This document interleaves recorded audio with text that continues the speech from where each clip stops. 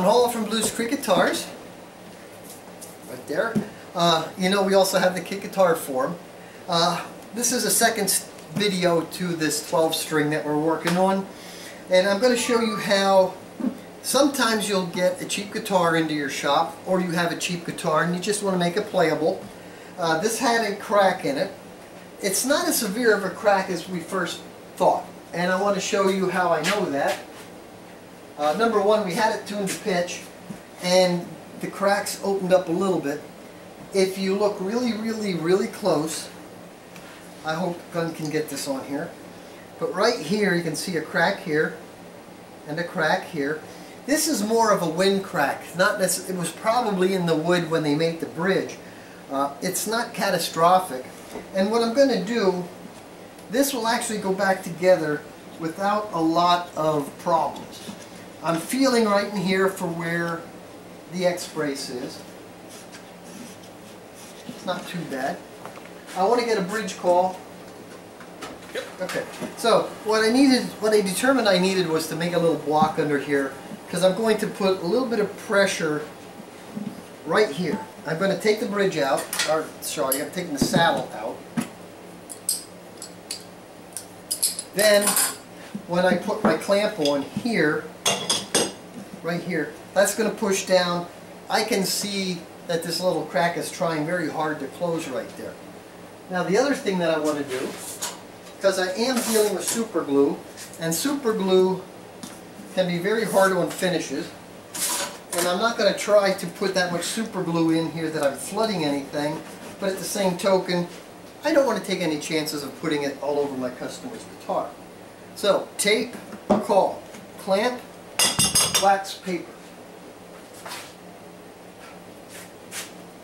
Just a little bit of wax paper. A little bit of thin super glue, not much. Alright? I'm gently, as you get older, sometimes you need help seeing things. These are the Bosch & Lomb Optivisors. They're the ones that I use. I really like them, because as you get older, sometimes you just got to see stuff. Now just putting that little bit in there, I can actually see the CA wicking in.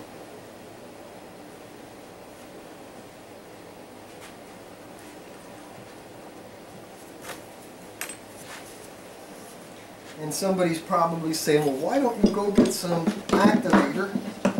Well, the reason why I don't want to get some activator can actually, if this is a nitro finish, can cause havoc to the lacquer.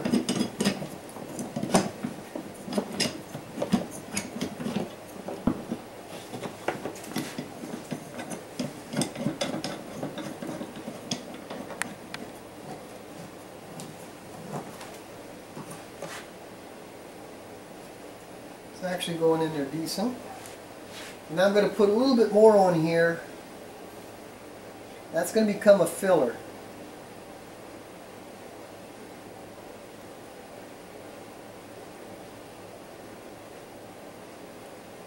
I don't know what kind of rosewood this is, but I don't think it's East Indian rosewood.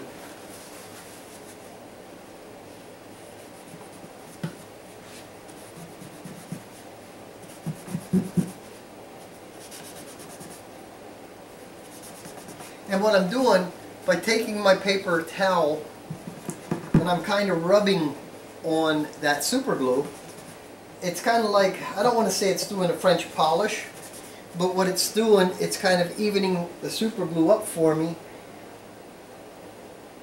I don't have to do a lot of sanding to it.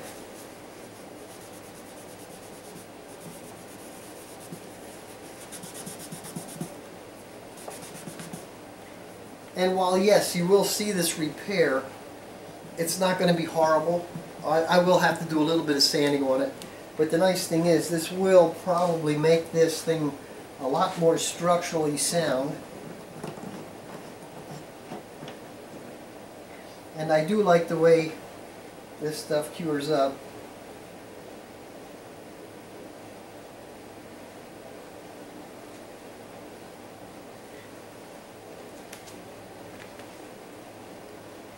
It's just a miracle how this stuff can just, through capillary action, wick in so well.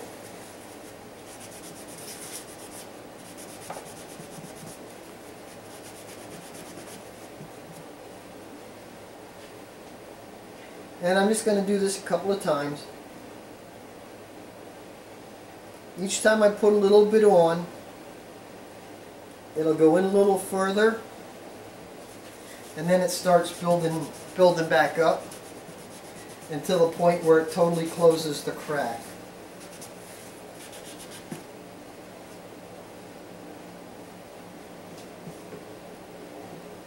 And having it clamped,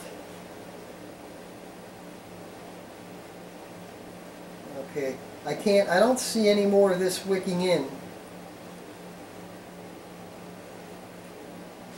So if it's not wicking in, there's no point putting any more on.